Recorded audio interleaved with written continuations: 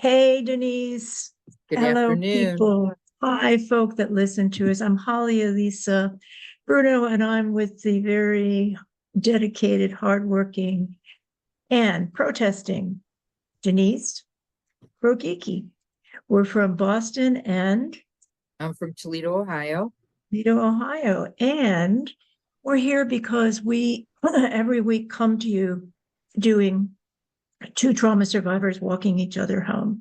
Been doing this for 5 years, ever since the book Happiness is Running Through the Streets to Find You came out. It's my book. And then about the last year, maybe more, Denise and I have been doing this together. We've been co-hosting, and we bring two different perspectives to what it's like to be trauma survivors, people that survived pretty abusive trauma as children, that affected our lives. And here's our choice, and this is what we invite you to do. We invite you to, if you are a trauma survivor, to consider how, along with us, we can live our best lives, be our most authentic self, acknowledging, not denying the trauma, and at the same time building upon what we are learning each day as trauma survivors to honor our authentic self and be as alive as we possibly can. Denise, is there any other way you would add to that or state that? That's it. We want to practice our coping skills and tell others what works for us, and we we want to be helpful to other people. That's it. And we want to be honest and not victimy. Although if at times I feel like a victim, that's because I'm going back to the time when I was a victim. And I want to honor the little girl that went through that. But more than being a victim, I want to talk with you about what's going on and how I can find myself as a recovering person in this, where trauma doesn't stop hurting, but it does inform me. It does help me see that it doesn't have to control me. Denise, how would you describe that? Yeah, it doesn't stop you Mhm. or trigger you or put you in a swirl. Right. It tells you, oh, pay attention. I feel angry. Oh, anger is telling me something. What do you have to tell me, anger? Basically. So That's we it. don't get delayed, we get enhanced with information. Great way to put it, being enhanced, because the truth is the way our brains work as trauma survivors is our brains were neurologically affected as children when the abuse came. Our brains got into a pattern of responding to a threat as if it is a life death threat. So today, when I hear and know that there's still a father in a torturous prison in El Salvador, he has not been returned despite the Supreme Court saying get him back. That triggers me, and I feel not just empathy for that father and his wife and his children. I feel a reminder of what it was like for me as a child to be trapped in an incestuous situation that I could not get out of. I had no voice, I had no power. And if someone could have helped me with that, which now this man has help, but it's not But coming he to him.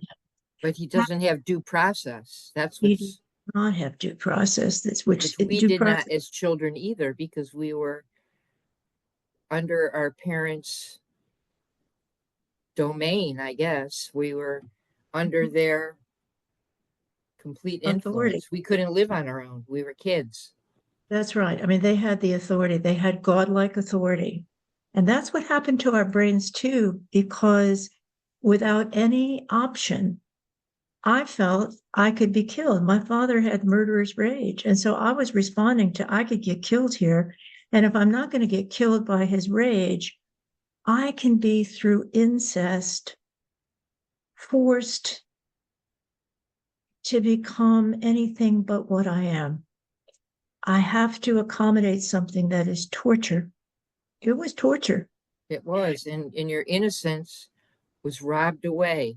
You didn't get Mhm. to learn how to express that part of you in a normal, natural, developmental way. That was robbed. Was And that robbed Denise. changes. Yeah, that And changes our whole reaction to everything. and it also means as part of the change, and it's part of the adaptation process that a trauma survivor goes to, and I'm not alone in this, decided I can't count on anybody. No one's going to help me. I've got to put up with this, endure this myself, and keep my eyes on the prize that one day I'll be free. However, in the process, I learned I had to shut down my feelings. I learned I couldn't tell anybody what was going on, and there's healing in just the talking about it. And I learned the thing that children do when a parent or responsible authority is out of control, that it's natural to blame myself. Children blame ourselves when we're being abused. Because why? Because my little heart couldn't bear that someone that was supposed to take care of me, a godlike person, could be so abusive. And two, if I could blame myself, then I could say, well, maybe I can fix something here. Maybe I could be a better kid. Maybe I could be more likable. Maybe I could hide. But when none of those things work and the incest and the abuse continues, that affects the way I am and the way Denise is. And we're not alone. And our choice today, whatever it is it May Day, May 5th? May Cinco de Mayo, May Cinco 5th. de Mayo, which was my mother's birthday, 1912. She was born May 5th. She always used to say I was the fifth child born on the fifth day of the fifth month. I had 5 letters in my name, and I lived on Fifth Street. And the And number 5 in numerology means struggle. oh, Lord, tell me, my mother was a trauma survivor too. And she had a huge impact on me because of her psychosis. And I believe that part of her psychosis wasn't just hereditary, it was from the continued abuse that caused her to have complex post traumatic stress disorder and to deny. She could never own that her father was an active alcoholic. She would always say to me, I never smelled alcohol in his breath, and that was supposed to be a stop, dead stop right there. The man was an alcoholic. He left 8 children behind. His wife kicked him out because he was an alcoholic. But my mother wasn't the only one who was in denial. So bringing that to today, we're talking now about being in a fascist environment, whether you supported the current president of the United States or not, whether in another country. Denise and I are living in a country where legal rights are being taken away, and starkly so, and people are dying as a result. And as an attorney, I am particularly triggered by knowing what the difference is between a right and a privilege. We're not just losing privileges, we're losing rights. So, what we're going to focus on today, and invite you to focus on if you're willing to, we're going to look at something that Robert Reich, who was uh, he was part of President Clinton's cabinet. He and President Clinton met when they were Rhodes Scholars at Oxford University. And Reich became a professor afterwards at UC Berkeley. And I think he was Denise might know this, but I think he was the Department of Labor head, and extremely knowledgeable person. And he has taken leadership in America every day, voicing something. And the first thing he voiced was, where's the outrage when this is happening? So he's calling it fascist. I'm calling it fascist. Denise is protesting what she sees. And we're going to start out with Denise reading to you paraphrasing in some cases, but she's going to read to you what it's like. What Reich notices is especially troublesome, hurtsome, heartbreaking for trauma survivors. So, Denise, can you tell us what you're reading from and read as much as you can? Yes, this is called, I'm on Google, and you can subscribe to his page. Uh, I have not, but I looked up this article on his page, and they're entitled a certain group Sunday Thought. And the subtitle is President as Abusive Parent. And what So date is it's that, Denise? Do you know the date of that for the people? date is May 4th, 2025. Thank you. Okay, go for it. So there's a little cartoon at the beginning, and it's a grumpy old man with his arms crossed, snot, unfriendly looking at a younger person who is also sad and has his hands in his pockets. And this is President as Abusive Parent. So it starts out, I'm not going to read all the beginning because there's halfway down is when we really get to our meat. But what it is these Trump's policies come from anger and we had terrible policies with Ronald Reagan, but he still tried to be a decent man. Uh, Trump, according to Robert, is a psych uh, despicable human being. Um, his psychological, according to psychological work, he is. We respond as citizens of the United States. We experience our president as our father. It's according to psychological research, citizens think of the president as their father. Now we'd like to change that to mother, but here we are. Or So the both. Or both. father, let's see, there's two competing models of parenting, which for in this case, for the political reasons of we are constituents or we are his children. And there's the strict parent and there is the nurturing parent. And throughout history, we have gone for one or the other. Either we think that we need, somebody bossing us around and telling us everything to do and punishing the fear of punishment as a deterrent to not doing what they want. And so, let's see, they either, As so Denise some is reading parents, this, I've also found it, and I'm just going to read a sentence at the beginning that I think might be helpful as well.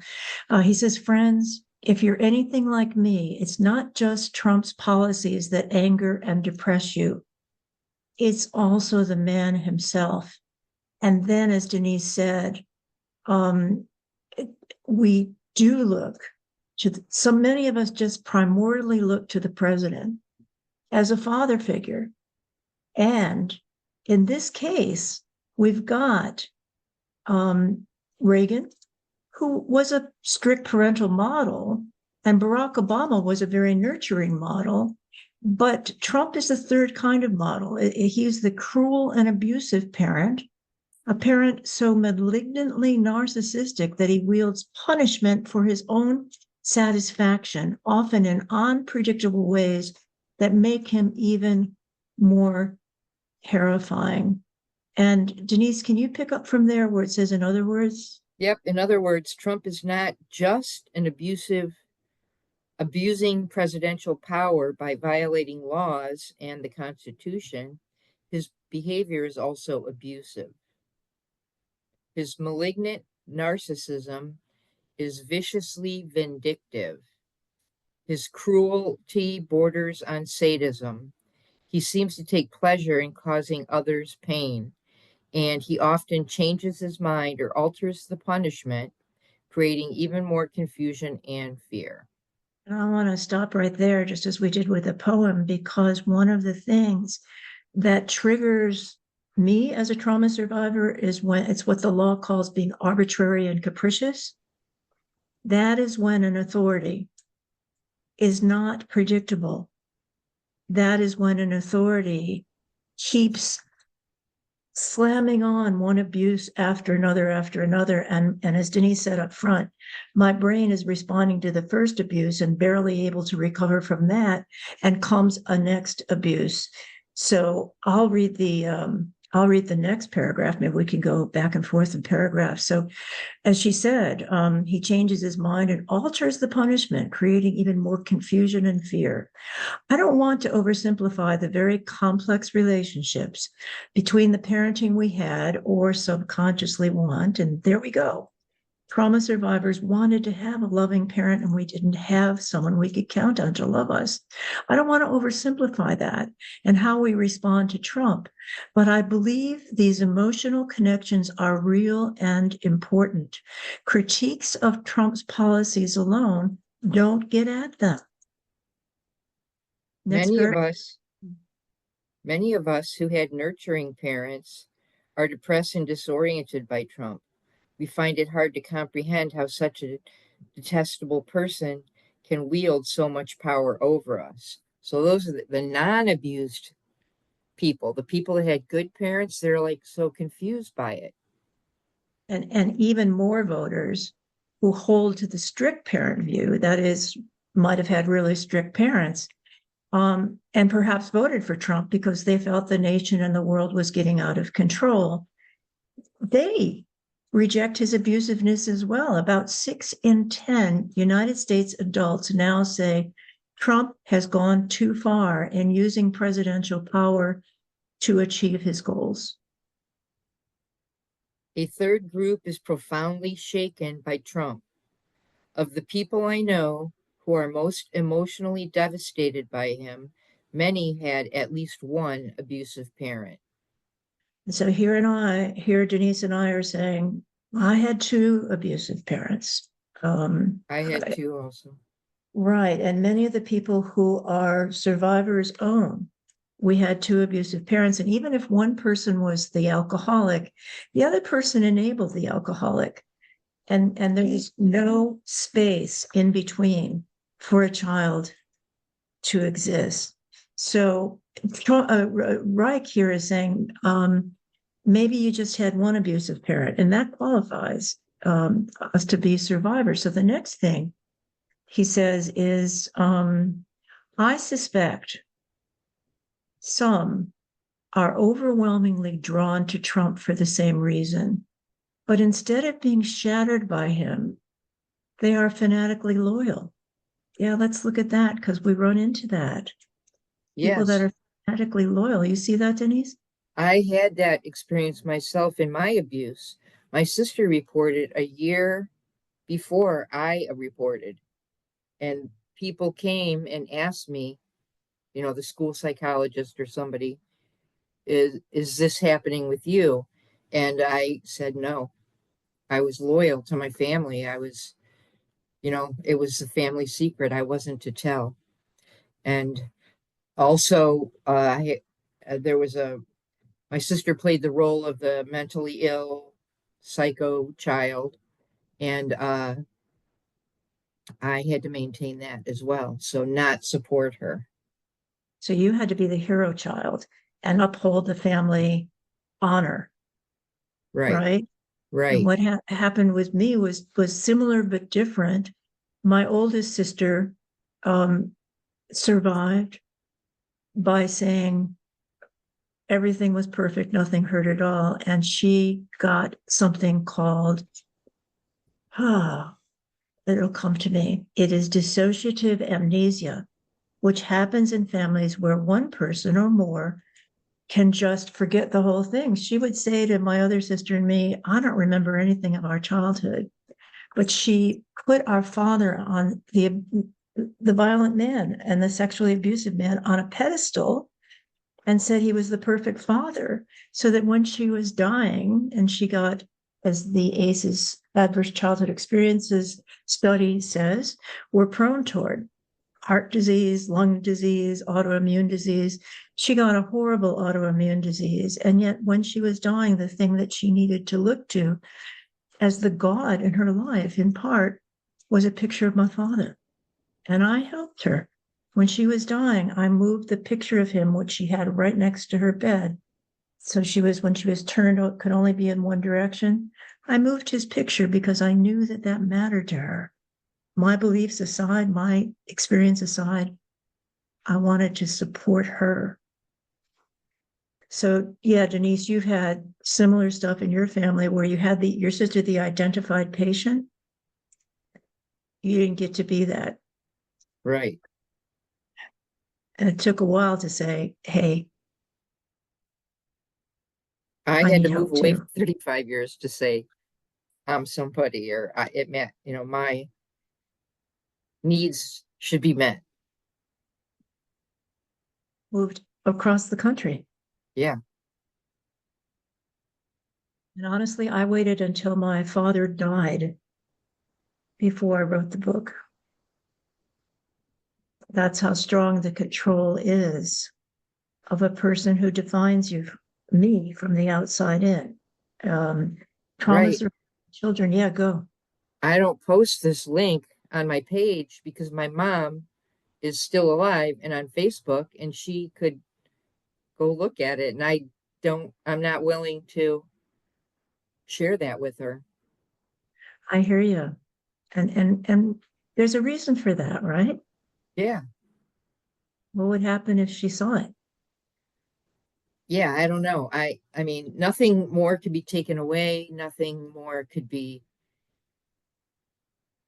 harmful. She can't hurt me, but I don't know what it is. I don't want to deal with that.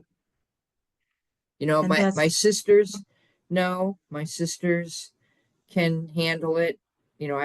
Once my mom passes, I will post the link on my page because I know many abuse survivors who would enjoy healing with us.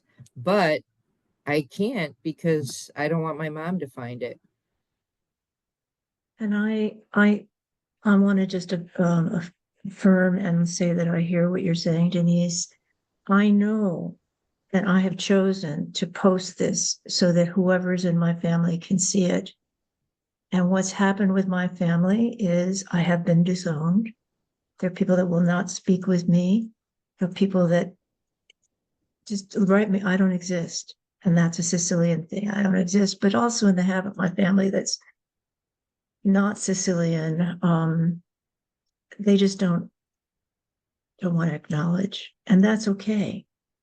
There was one person in my family, one person, my cousin Susan Gabler, who actually joined us on this program. She didn't ever sign in, but she was with us in the chat and she was listening. And that uplifted my heart so much that somebody from my family could say, Holly, you're telling the truth. I experienced this too. But I didn't hear that from anybody else. And in fact, when I was with one of my other cousins, he said, our grandfather was an alcoholic. I didn't know that. Right. So it would hurt. It does hurt. I have gotten from the action I've taken, which is to put this out there publicly and my book out there publicly. I've been disowned. And what we know is the need to belong is stronger than the need to have food and heat and a shelter over our head. If I feel I belong and to my parents and we're nomads, I'm going to make it. But if I feel my parents are going to disown me and I don't have anybody at all as a baby, I'm not going to make it. I'm not going to make it. So this is really painful. And I'm glad Denise and I are talking about this. And wherever you are on this, where are you? If you are a trauma survivor, can you level with people about it? Denise and I had her sister on here one time, one of the sisters, right? Mm-hmm. That was very brave of you, Denise. Yeah. Very Well, brave. she is the one that originally reported, and she is the one that in the family, her role was she's crazy, she's mentally ill, and Identified patient. right, and she did started that when she was like 3 years old. She used to hold her breath and pass out, and So she did get treatment, but not really help in her childhood. And she So still has sadly, mental illness. Now she, compounds the mental illness with alcoholism. And right now she's not speaking to me. Sometimes she does. But yeah, yeah, I mean, it affects each person differently. I have a younger sister who denies. I have another sister, younger sister, who acknowledges, yes, I believe this happened to you, and I'm sorry, but it's her biological father. So, you know, and you have a brother. and I have a brother who I mean, no, he's very awkward. He's socially awkward. He's awkward, and he would never acknowledge or I think he was abused by my abusive stepfather's mother because he used to go spend the weekends over there. And I think it started with giving him enemas. Yeah, Yeah. that's a pretty typical thing that happens with abuse. Yeah. So but I don't know. I mean, he won't talk about it. He is socially awkward and, somewhat odd in a lot of his beliefs, but it's because he was abused, Yeah. you know? And that's the tough thing, which I have learned over the years, that I can only speak for myself. And as Right. I speak for myself, I invite anyone listening to choose whether to speak for yourself or not. And the pain of facing not being loved is really hard. The pain of saying I was sexually abused. I went through two things about that. One was the shame of being disloyal to my family because I was never supposed to say that out loud to anybody. Shut your mouth. Don't you dare say that. You're lying. You're making that up. You're They sick. did say that to my sister. You're lying. You are lying. You're lying, and there's something wrong with you. And And there's that something is wrong with you. Yep. right. And that's why psychologists call it the identified patient. And I think that's what my family made me in many ways, the identified mental patient. Whereas my sister with a disease that killed her, the autoimmune disease, was the identified, well, she was the person that took in all of the pain and suffering physically for the family. But what being a trauma survivor is about is not taking on anybody else's pain and suffering. It's about how can Denise, how can we choose to live our lives? So I'm just going to finish the paragraph here because it says, Yeah. so it says, Reich says, I expect some are overwhelmingly drawn to Trump for the same reason, but instead of being shattered, they are fanatically loyal. As my older sister was fanatically loyal to my father, he was just brilliant. And all of her friends looked up to him and they had it. And one of my relatives said, your father's a saint. Your father's a saint. And my brother is a fanatic Trumper. Ah, there you go. There you go. And I've got Trumpers in my family. When I rode to cousin Susan's funeral, I rode in a car with a huge Trump sign across the back. And I drove into a part of New York State that said, if you're not a Trump supporter, turn around. I mean, it's a Right. conservative part of the country. So here's what else Reich says. He says, look, this would include the sycophants, and you all know sycophants are people that just suck up to the abuser, which is what I did sometimes, because if I didn't, I wouldn't survive. I had Right. to people please my way into survival. Hey, yeah, let me help you with that. Oh, hey, yeah, I'll do that. Don't worry about it. I'll mow the lawn every week. I'm the youngest in the family, but I'll push the lawnmower. So this would include the sycophants now surrounding Trump in the White House and cabinet, who appear to share his cruelty and sadism. Denise, do you see that cruelty and sadism? Yeah, I do see it. Research shows that abusive parents often become more abusive over time. more enraged, more paranoid, and less predictable. Hence, Hence, yeah, the go children ahead. of, go ahead. Hence, the children of cruel and abusive parents tend to abandon them as soon as they are able, or cling cling to them ever more desperately.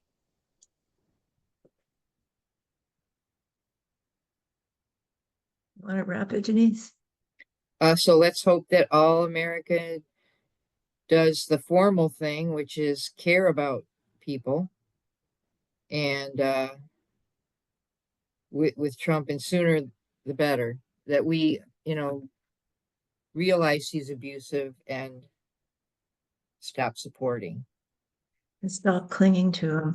That is the tough thing. I run into people all the time who say things like, "We needed a father that would spank us." In fact, that was announced on the Rachel Maddow show. They were interviewing people, and one of the people said, "Yeah, we need a disciplinarian. We need someone who's going to smack us into shape." And so loyalty to, Which those are the people that don't believe they can be good on their own accord. They don't believe it. They think that they're inherently bad and that they need disciplined, which we are not.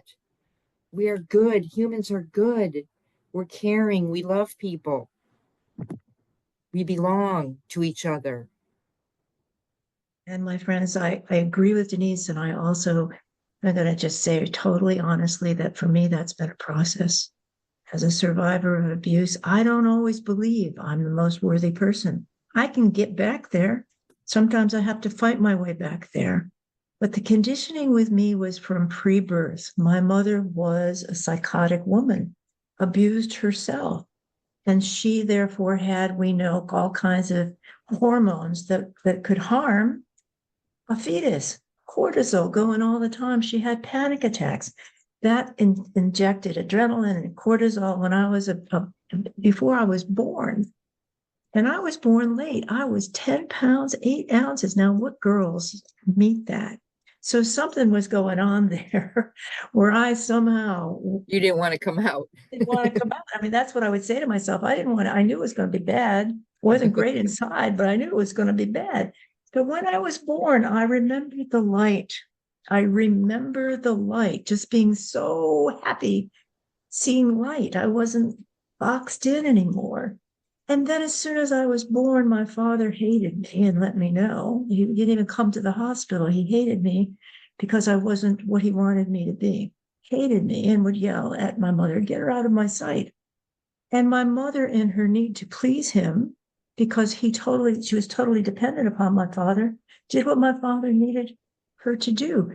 So for me, and for some other trauma survivors listening, I, someplace deep inside of myself, believe that I am worthy, believe that I have gifts, believe that I am lovable. But much of my soul was taught, "You ain't nothing." And my father would say that to me. "Don't expect to get a scholarship, daughter. You're not smart enough." What did I do? As I've said on this program, I went in so angry. First, I believed him because that's my job, be loyal. But then I went into that New York State Regents exam so angry that I said, "I'm going to do my best on this exam." And I was so hyper focused, which is essential because having complex post traumatic stress disorder is often misdiagnosed as ADHD. And what's the deal with ADHD? Children can't focus. Children are all over the place. Well, what's the deal with complex post-traumatic stress disorder? I am hypervigilant if there's any kind of threat. I'm watching all over the place. I can't concentrate because my brain shuts down its executive function by 90 to 95%. So I think a lot of kids, I've never said this before, but I believe a lot of kids who are diagnosed with ADHD and drugged or treated for ADHD probably have complex post-traumatic stress disorder, which equally distracts people, which equally makes us not unable to learn and unable to concentrate. But nobody's looking for the cause. The cause is you go home to a family Trauma. trauma. You go home to be beaten. You go home to be shamed. You go home to be sexually molested. Or to be neglected. Right. Not even to be seen, not noticed. Children are to be not Seen. seen and not heard. You Right, know? right. We were supposed to go to our room. So let's talk about this, Denise, when it comes to here we are, trauma survivors, and what we've been talking about really since November when the election results or the way the election results were presented. I don't believe the election results necessarily are accurate. And I'm saying that because I know that there are sophisticated ways to mess with voting machines. I believe that. I've read evidence about that, so I'm not persuaded I that have the to go election check. is My accurate. car alarm might be going off. Oh, you go ahead, girl. I have to check. Okay, see you soon. See you, Denise, with a smiley face. Okay, my friends, what I want to do is talk with you directly. And be happy when Denise comes back too. But what I feel is ever since a sexual predator, ever since a liar, a pathological liar, ever since a toxic narcissist, ever since a person who's a grifter who discriminates and has attitude against people who are LGBTQ, against women, against brown people and black people. Ever since this person was put into an authority position in this country, being a trauma survivor, I could not pretend, and I would not pretend that everything was okay. So the way I have stayed sane, and I want to ask Denise about this, but one of the ways, many ways I have stayed sane is to just tell the truth, to tell the truth. And for the first week after the election, I had a serviceman coming to my condo who was a real pro-Trumper. And I said, it's okay. This is America where we can have differences. My person lost, your person won, and I'm open to talking about this.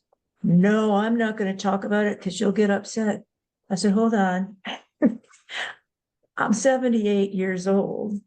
I can choose whether things upset me or not. So I'm open to talking about this. And honestly, I'm interested in hearing how you feel, why you decided to vote the way you did. And he went on, and I listened for about an hour. And in the midst of that, he got upset. He got angry.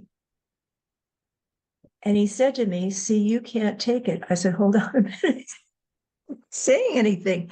I'm listening to you. And what I'm hearing is not my anger, but your anger that you hate when women do certain things, that you hate when the government does certain things, and that your girlfriend didn't vote for the same person you did because she hates that her body is going to be controlled now by the government. I hear you.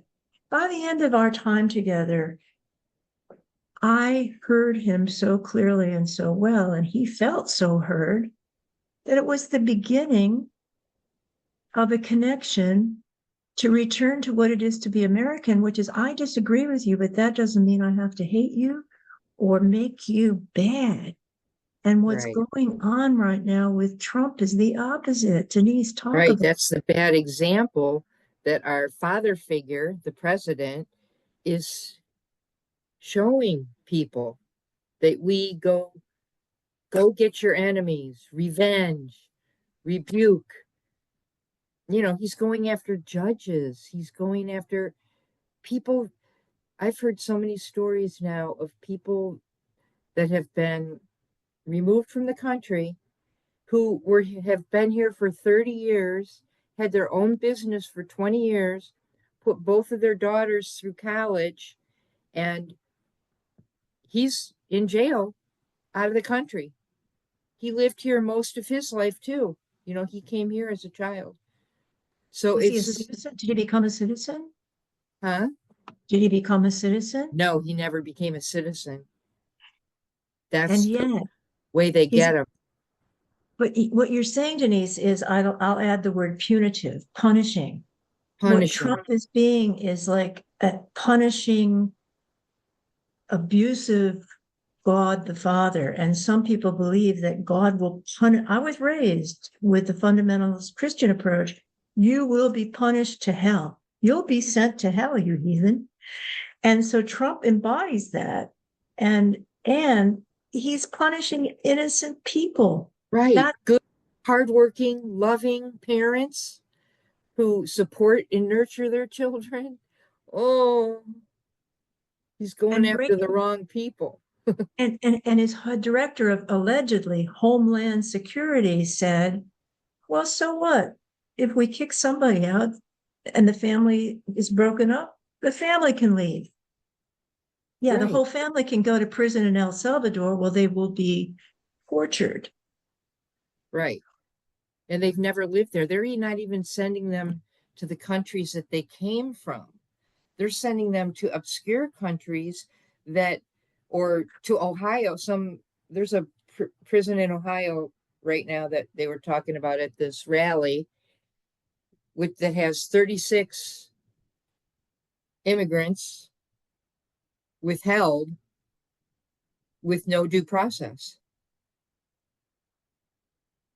And why does due process matter? As an attorney, I can tell you it comes out of the 14th Amendment, and it has two basic principles that are so important to democracy. Number one is we don't do anything to you unless we tell you in advance we're going to do it. And if I tell you in advance I'm going to jail you, you have some choices. But if I pick you up like I did a Rhodes Scholar on the streets of Somerville, Medford, Massachusetts, pick her up, handcuff her, and take her away to jail in With their Louisiana, faces covered. right? She has no options to get help or to choose where she can go or to get an attorney. She's taken away. So, number one is we're going to tell you before we do something to you, we're giving you notice. Number two, crucial to democracy, we're going to give you the right to have a hearing. And hearing means you can bring forward everything with an attorney to help you that says, don't do this to me. And it's that due process which is afforded by the 14th Amendment to everybody that's in this country. You're in this country, you're treated as living in a democracy. It is only fascist and abusive authoritarian countries that take away due process. And Denise, what else have you heard about and seen where due process is not happening anymore? I saw in my very front yard, well, across the street, um, three big black vehicles encircle a brown guy in his red car and take him away. Approach him with shields around them, cracked his window, pulled him out, And with handcuffed guns? him right in my front yard. I don't know what came of it. Did you see guns? They had guns when they went after at his car. Okay, so you saw the guns. Yes, it's I can't be positive that there was no due process or that there was nothing illegal, but chances are he just did not have his documentation in order. He's probably a father of, nice little girls who are over in the Head Start program, uh, Or going to school where he maybe was going to picking up his school. kids at the Right. school, right? Yeah. Denise lives And right across from a school. it was. And, I don't know. But what I believe is that he was an undocumented person or not fully documented and maybe in the process. But But there's no news about this, right? Did you read anything in no, the news nope, about it's it? not in the news, it's not on TV.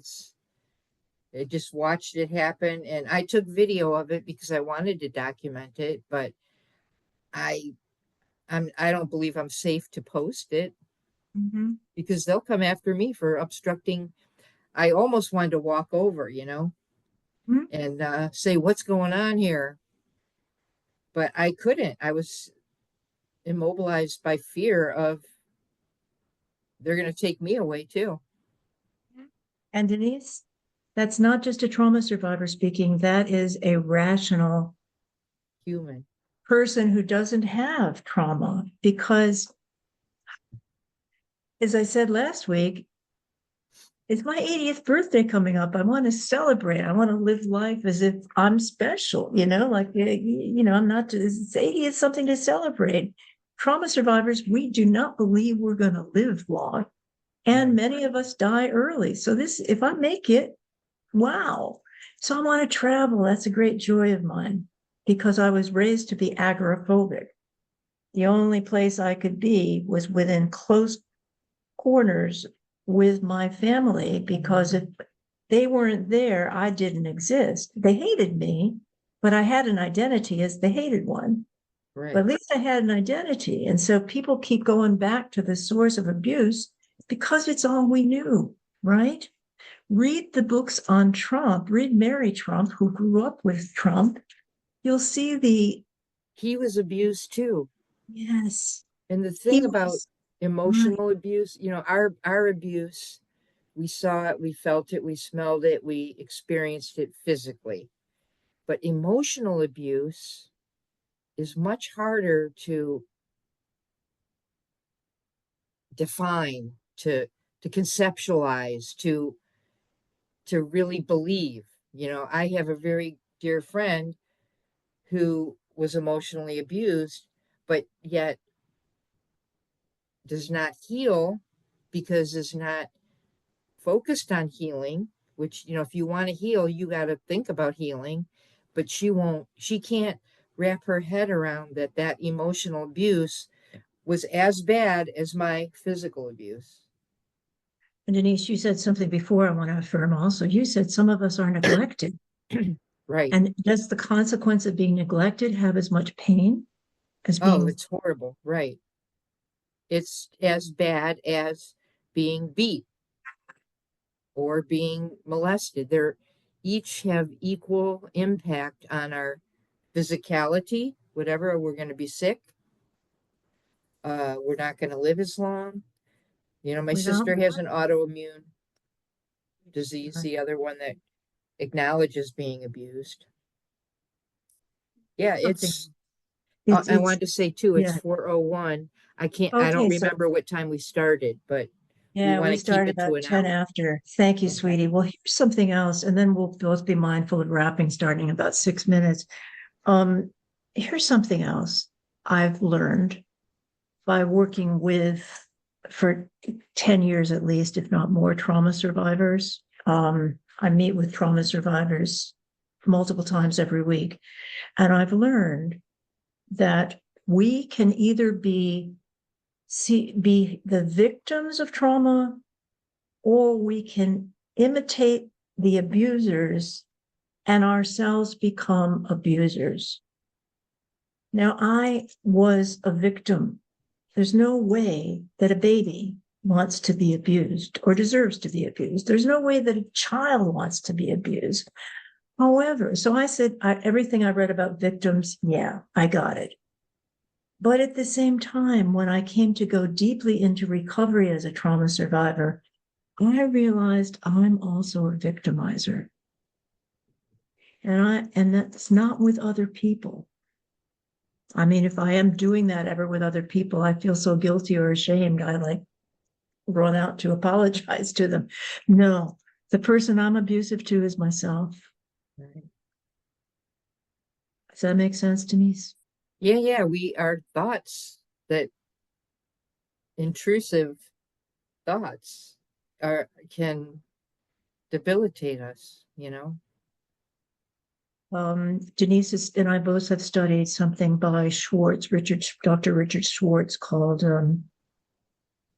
it's a IFS, right? Internal Family Systems. Right, right. IFS, yes.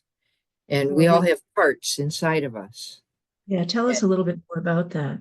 We all have parts inside of us that hold our memories, hold our responses. We might suppress things to them that we don't want to remember, but I was always focused on remembering. But one of them's a protector. Yeah. In my therapy, I drew a picture of the protector, which was a cop, which is kind of weird because cop, I do have this bad feeling about cops with black people. So, but anyway, we have Yeah. different representations of ourselves within ourselves. And those characters serve different purposes for us. And so we can talk to them, work with them, uh, But what do you say to your refine them. protector? What is your, because I think you've really been in touch with your protector. What does your protector do for you? And how have you learned to work with that part of yourself? So my protector uh, is very stern and watchful. Basically, it holds that hypervigilance, which turned out to be really good in the field of early childhood. Yeah, But hypervigilance also takes a lot of energy, so we have to temper it. I hear you. And for me, I have done IFS. I also do, um, it's called inner child work. And the inner child work means that I identify and I take care of the inner children that are within me, the infant that was sexually abused, the infant that was told, get her out of my sight. And then the teenager that was orally sexually abused and all of that. Um, but so I identified that, but here's something else we do with inner child work, which you might want to look into. There are a lot of books about it now. And there is a book called Adult Children of Alcoholics, which has a lot of information and testimony by adult children of dysfunctional families. But one of the things that literature says is this: we have critical parents inside of us. And the critical parents are, like Denise said, it's always the mean voice. You can't do that. And for me, and for those of us that were harmed as infants when we were pre-verbal, it doesn't always come as words. This judgment comes as a mood. So I experienced waking up in the morning of the last month, knowing I have an article to write and keynotes to give, feeling like I'm not, why they're just, why did they hire me? Why I'm over the hill. And that's the voice that just puts of words on the feeling I was raised with, which was total feeling of you're never going to be good enough. And so what helps me is identify when those moods come over me and to counter them and say thanks, but no thanks. So what did I do with my article? I just wrote an article that's pretty good. And I'm very hard on myself. So it's something for me to say that. What I did was I would sit down a day at a time. And when I could write, I could write. And when I couldn't write, I sat down anyway. So that I got that article done a day ahead of time, which was really something. And I want to say also that one of the toughest things as a survivor is to acknowledge that I have that abusive part in myself toward myself. And the only way to heal that is to become a loving parent. Is your car okay? Become a Yeah, loving parent to myself. And that, if there's no role model for how to love a right, child, Denise, how right. do you know how to be a loving parent to It's yourself? really hard. One of the ways that I've done it is I did have friends that had nurturing moms when I was a kid, and I loved them. And I had a nurturing aunt. And now, when I'm doing my story time and I watch moms being their nurturing, loving self, that is how I'm learning to be loving and nurturing to myself. I hear honestly. you. I wasn't really available to learn it when I was a kid. I was, resentful that I didn't feel that nurturing at home. However, now when I see it, it uplifts me. It nurtures me, watching a mother love their kid or a father. There are fathers that come too, but mostly mothers again. We're going more So I, traditional again. yeah, I hear you. And I'm going to wrap my part of this by saying one thing and one question. The thing is, I and some survivors like me who were totally unloved just because our parents couldn't do it. They couldn't do it. I'm not saying that my father was sadistic, so he got pleasure out of hurting me. But my mother wasn't sadistic. She just was psychotic and she didn't know. I mean, when it was just very hard. So what I'm saying is, it's interesting. My brain just flatlined. That's which happens to trauma survivors. So I'm just going to say a prayer here and ask what it is. Ah, what I want to say about wrapping for today is recovery as a trauma survivor for me is a lifelong ongoing process. And it doesn't mean I have to go back to scratch. Even when I wake up one day and I feel worthless, now I've got tools. Now I've got experience. Now I've got a network. Now I've got people that love me. Now I've got my own home that is safe. So, yeah, trauma has a lifelong effect, but this program is all about how can we be honest and be recovering and claim full lives? And the question I want to leave you guys with is the overarching question we're dealing with today, thanks to Robert Reich. And the question is,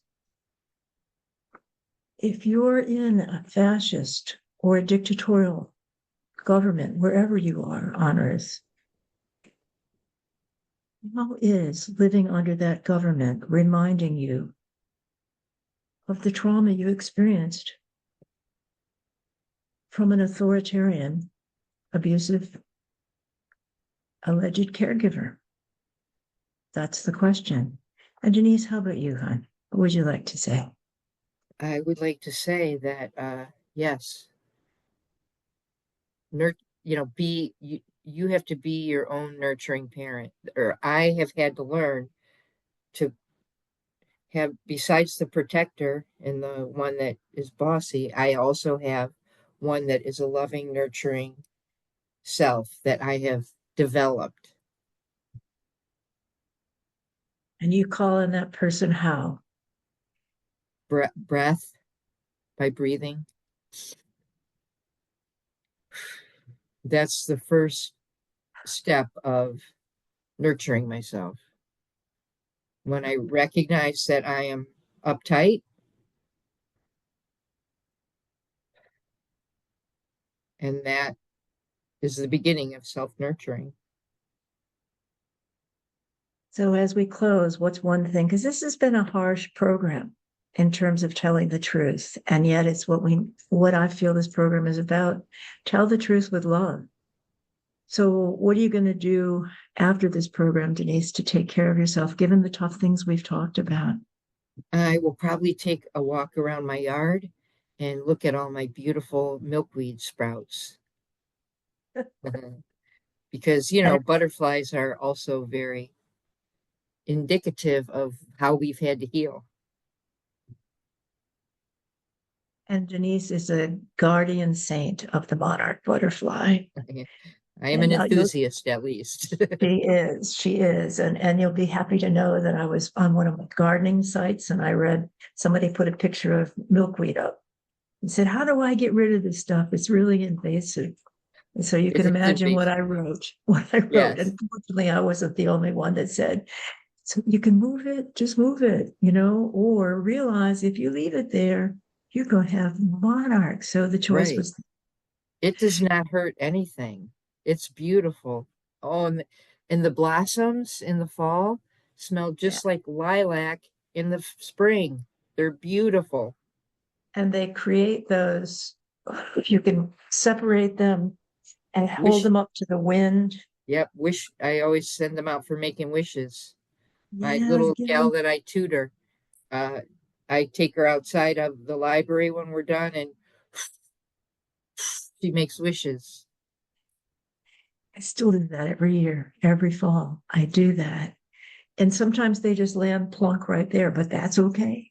Yep, Wherever they go, it's okay.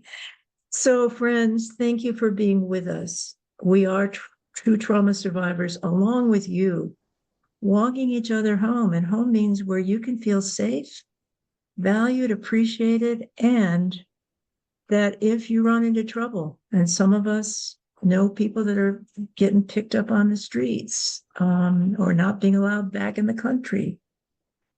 I'm loving to hear that there are communities. In fact, I think there's one in Ohio where the community knew that someone was in danger of ICE coming and picking up the person. The minute those cars came, the word got out, people showed up, and when the person got taken away to a confinement, they brought in 3 o'clock in the morning their bullhorns. I don't know if you saw this. They got their bullhorns, and through their bullhorns, they were saying, "You have a right to." And I just went to an ACLU training that told each one of us, these are the rights that you have. You don't have to speak. You can ask for an attorney, all these things. So there they were with the bullhorn saying to the person that was being traumatized inside this prison, you have a right, loud enough that the person could hear it. So that's another thing we can do. If we know support. somebody that's in danger, I'm part of my community right now. We're doing things because we know 40% of the population in Fitchburg, Massachusetts are Spanish speakers, and they're immigrants. And we got to be neighbors. Fred And Rogers even nailed it. even if they don't have, even if they do have correct documentation, they still might be victimized. That's right. Even children that were born here that are birthright citizenship, they're not even guaranteed safety. They're going to be President, ripped from their families, which is a whole nother kind of trauma. there's a child, 7 years old, who is healing from cancer, who was taken away, sent to a country where she will not get the medication she needs. She's going to, unless a miracle happens, she's been sentenced to death. Yep. That's why the rest of us that are here are doing what we can. So, my friends, we need to end. We'll be back next week and we'll all have our stories to tell. And God bless you. Really, I'm not a religious person, but I sure am spiritual. And whatever works for you and helps you, call upon that for yourself and for others if you're willing to. Thank Yep. you. You need Thank to you. talk about it. We're here. We're available.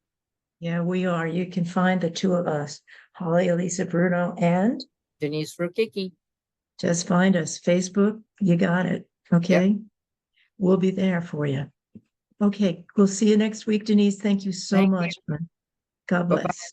Bye, sweetie. Whoops.